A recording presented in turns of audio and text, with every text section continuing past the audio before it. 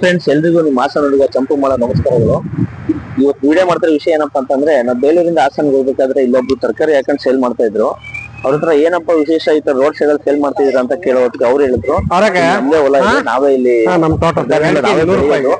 ನಾವೇ ಬೆಳೆದ ತರಕಾರಿನ ಸುಮ್ಮನೆ RMC ಮಧ್ಯವರ್ತಿಗಳು ಅದೇನು ರೇಟ್ ಇದೆ ಅವ್ರು ಕೂಡ ರೇಟ್ ಕಸ್ಟಮರ್ಗೆ ಕೊಡ್ಬೇಕು ಅಂತ ಹೇಳ್ಬಿಟ್ಟು ಅಂಗಡಿ ಹಾಕೊಂಡು ತುಂಬಾ ಇಂಟ್ರೆಸ್ಟಿಂಗ್ ಅಂತ ಅನಿಸ್ತು.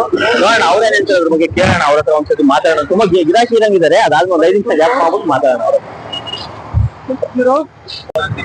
ನಿಮ್ಗೆ 2 kg ಹಾಕ್ಲಾ? ಏನ್ ಮಾಡೋದಣ್ಣ, ಸಿಗ್ಬೇಕಲ್ಲ ನಾವು ಇಲ್ಲ ಈಗಿನ ಕಿತ್ಕ ಬಂದಿರೋದಲ್ಲ ಅಲ್ಲ.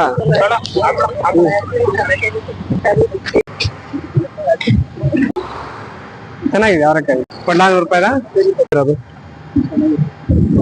2 kg. 2 kg.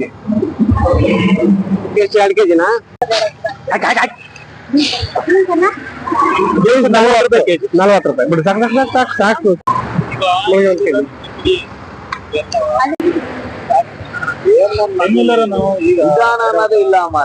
ನಿಧಾನ. ನಮಸ್ಕಾರ. ನಮಸ್ಕಾರ, ಹೇಳಿ ಸರ್, ನಿಮ್ ಹೆಸರು? ಶಂಕರ್ ಅಂತ. ಶಂಕರ್ ಸರ್, ಇದು location Ibbanahalli opposite Sanenahalli, Belur road. Belur road. ಹಾ. ಸ್ಟಾಲ್ ಇದು ಸರ್, ಇದು ವೆಜಿಟೇಬಲ್ ಸ್ಟಾಲ್. Vegetable stall. ಎಷ್ಟು ತರ ತರಕಾರಿ ಸಿಗುತ್ತೆ ಸರ್? ನಮ್ದು 7 ರಿಂದ 8 ತರ ತರಕಾರಿ ಇಟ್ಟಿವಿ, ನಾವೇ ಬೆಳೆಯೋದು. ನೀವು ಬೆಳೆ ತರಕಾರಿ?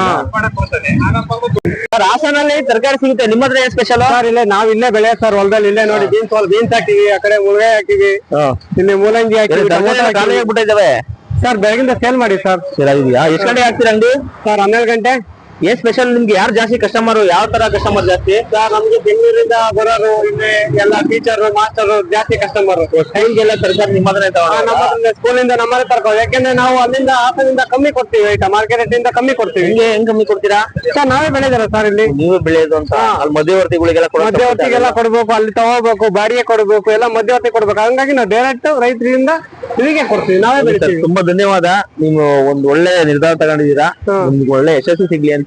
ಈ ಲೊಕೇಶನ್ ಇಬ್ಬಾಣೆ ನಗರ, ಸಾಣೇನಹಳ್ಳಿ. ಓಕೆ ಸರ್, ಧನ್ಯವಾದ.